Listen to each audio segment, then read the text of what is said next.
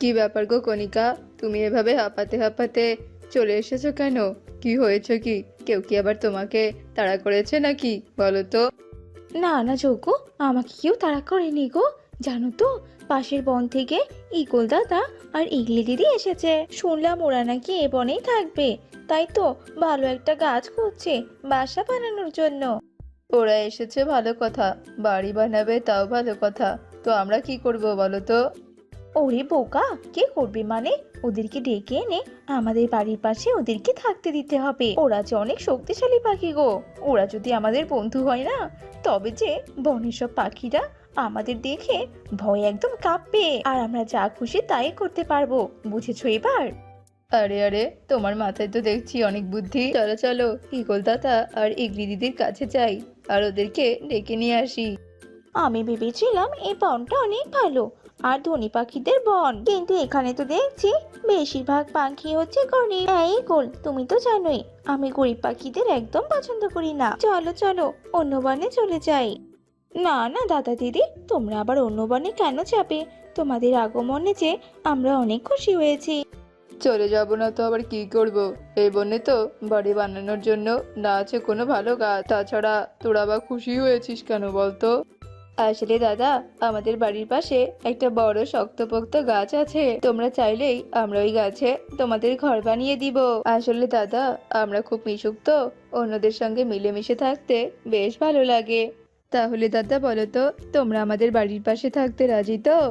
তার আগে বল, তোদের বাড়ির পাশে কোনো গরিব পাখি আছে কি না? আছে গো দিদি, আছে। গরিব টুনির পাখির বাসা আছে। ছি ছি, আমরা যে গরিবদের একদম ঘৃণা করি। আমি থাকবো না এখানে, আমরা চলে যাব। আরে দাদা, একদম চিন্তা করো না, ওই গরিব টুনিকে আমরা তুড়ি মেরে তাড়িয়ে দেব। তোমরা এখানে থাকো, আমরা এক্ষুনি ওই টুনিকে তাড়িয়ে দিয়ে আসছি। একে কে দাদা দিদি, তোমরা হঠাৎ করে আমার বাড়িতে? কিছু দরকার নাকি? কিছু দরকার নয়, তবে আমরা তোকে এখান থেকে বের করে দিতে এসেছি। মানে কিসব বলছো কি তোমরা? তোমরা আমাকে এখান থেকে কেন বের করে দেবে? এরপর যজ্ঞ আর কণিকা ঈগল আর ইগলির ব্যাপারে সব কথা টনিকে খুলে বলে। ঈগল আর ইগলিকে তোমরা তোমাদের প্রতিবেশী বানাবে, এ তো খুবই ভালো কথা। কিন্তু তোমরা আমাকে কেন তাড়াতে চাইছো? কারণ তুই হচ্ছিস গরিব টুনি। ঈগল আর ইগলিরও আমাদের মতো গরিব প্রতিবেশী পছন্দ নয়, বুঝেছিস তো? এখন নে নে, তাড়াতাড়ি এখান থেকে কেটে পড়। না না, আমি এখান থেকে কোথাও যাব না। আমার যে কোথাও যাওয়ার মতো জায়গা নেই। এই ছোট্ট মেয়েটাকে নিয়ে আমি কি করব? কোথায় যাব? দাদা দিদি, তোমরা দয়া করে এমনটা করো না। তুই যদি এখান থেকে না যাস, তবে আমরা তোর মেয়েকে মেরে ফেলবো। না না, আমি চলে যাব দাদা। তবুও তোমরা আমার মেয়ের কোনো ক্ষতি করো না। আমি এক্ষুনি এখান থেকে চলে যাচ্ছি। টুনি তার প্রয়োজনীয় জিনিস আর তার মেয়েকে নিয়ে উঠতে থাকে। এরপর যজ্ঞ আর কণিকা টুনির পুরনো ঘরটা ভেঙে ফেলে নতুন একটা ঘর তৈরি করে, আর সেই ঘরেই তারা ঈগল আর ইগলিকে থাকতে দেয়। অন্যদিকে টুনি তার মেয়েকে নিয়ে উঠতেই থাকে। মা, ও মা, আমরা কোথায় যাবো মা? আমি যে আর উঠতে পারছি না। আমার যে ভীষণ জল তেষ্টা পেয়েছে মা। মারে, গরিবদের কুড়িঘর ছাড়া আর কোনো কিছুই আপন হয় না। ওই যে একটা কুড়িঘর দেখা যাচ্ছে, চল মা চল, ওই বাড়িতে গিয়ে আমি তোকে জল খাওয়াবো। বুড়িমা, আমার মেয়েটার অনেক পিপাসা পেয়েছে, আমার মেয়েটাকে দয়া করে একটু জল খাওয়াও না। তোমাদের দুজনকে এত অসহায় কেন দেখাচ্ছে? তোমাদের কি হয়েছে বলো তো শুনি। আর তোমরা পুটলি নিয়েই বা কোথায় যাচ্ছ? আসলে আমাদের যাওয়ার কোনো জায়গা নেই বুড়িমা। সৃষ্টিকর্তা সব জুলুমকারীদের শাস্তি নিজ হাতে দেয় রে মা। তুই আর কাঁদিস না, আজ থেকে তুই আমার বাড়িতেই থাকবি আমার মেয়ে হয়ে। জানিস তো, আমার জমি জমা সব আছে, কিন্তু আমার কোনো ছেলে মেয়ে নেই। শোন মা, আজ থেকে তুই আমার সব জমি নিজের হাতে চাষ করবি আর সুখে শান্তিতেই থাকবি। টুনি বৃদ্ধার কথা রাজি হয়ে যায় আর বৃদ্ধার সঙ্গে সে কুড়ে ঘরে থাকতে লাগে। একদিন রাতে বৃদ্ধা টুনির হাতে কিছু আখের বীজ দেয়। টুনি মা, এই আখের বীজগুলো কাল সকালে জমিতে রোপণ করে দিস।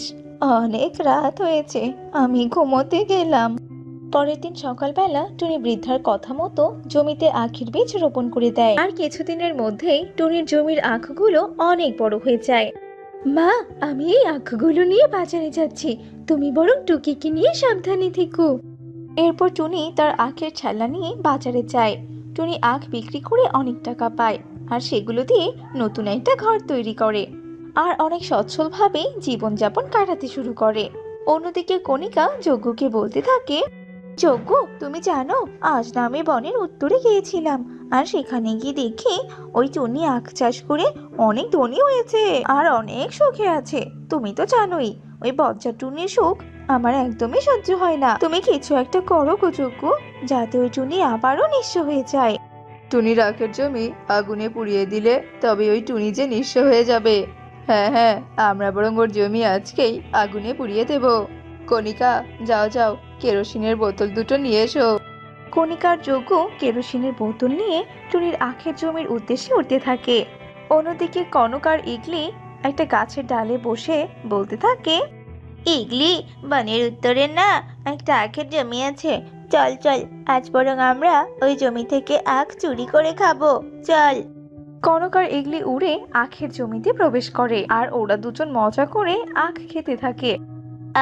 কি যে স্বাদ, তাড়াতাড়ি খা রে ইগলি। কনক আর ইগলি আখ খেতেই থাকে। এদিকে যজ্ঞ আর কণিকা টুনির আখ খেতে কেরোসিন ঢেলে দেয় আর সাথে সাথে আগুন লাগিয়ে দেয়। এর কারণে পুরো জমিতে আগুন ছড়িয়ে পড়ে। কনক আর ইকরি আগুনের মাঝে আটকা পড়ে যায়। বাঁচাও বাঁচাও, কে আছো, আমাদেরকে বাঁচাও, আমরা যে আগুনে পড়ে গেলাম। ইকরি, একটু চল, আমরা পালাই। ইকরি একদম আগুনে পুড়ে যায় আর কনক আধা পোড়া হয়ে বাহিরে বেরিয়ে আসে। যজ্ঞ আর কণিকা কনকের কাছে আসে। একে কে বাবা কনক, তুই এখানে কি করে? আর তাছাড়া তোর এমন অবস্থা কি করেই বা হলো? আসলে মা, আমি আর ইকরি না আখ চুরি করে খেতে এসেছিলাম। ইকরি না মারা গেছে মা। আমার যে অনেক কষ্ট হচ্ছে। কনক বাবা, ওগো, এটা কি হয়ে গেল? এ যে আমাদেরই ক্ষতি হয়ে গেল। কনক, আমার ছেলেকে তুমি এনে দাও গো, এনে দাও। আমি যে সারা জীবনের জন্য আমার ছেলেটাকে হারিয়ে ফেললাম। কনক যখন এসব কথা বলছিল তখন সেখানে ইগল আর ইগলিও দাঁড়িয়ে ছিল। ওদের মেয়ে ইকরির মৃত্যুর কথা শুনে ওরা কান্নায় ভেঙে পড়ে। তোদের জন্য আমার মেয়েটা মারা গেছে। আজ যদি তোরা এখানে আগুন না লাগাতি তবে যে আমার মেয়েটা বেঁচে থাকতো। আজ তো আমি তোদেরকে মেরেই ফেলবো। আরে আরে, কেন রাগ হচ্ছ? আমাদের সন্তান তো মারা গেছে, আমরা ভুল করে ফেলেছি, দয়া করে আমাদের ক্ষমা করে দাও। ইগল ওদের কোনো কথা না শুনে যজ্ঞ আর কণিকাকে মেরে ফেলে। তারপর ওরা সেখান থেকে চলে যায়। এদিকে দূর থেকে সবকিছুই টুনি দেখছিল। বেচারা যজ্ঞ আর কণিকা এসেছিল আমাদেরকে নিঃস্ব করার জন্য, আর আজকে তারাই নিঃস্ব হয়ে গেছে। আমার জমির আখ হয়তো পড়ে গেছে, কিন্তু আমার জমি তো আর পড়েনি। আমি আবারও আমার জমিতে আখের চাষ করব। এরপর টুনি আবারও তার জমিতে আখ চাষ করে আর সুখে শান্তিতেই দিন কাটাতে থাকে।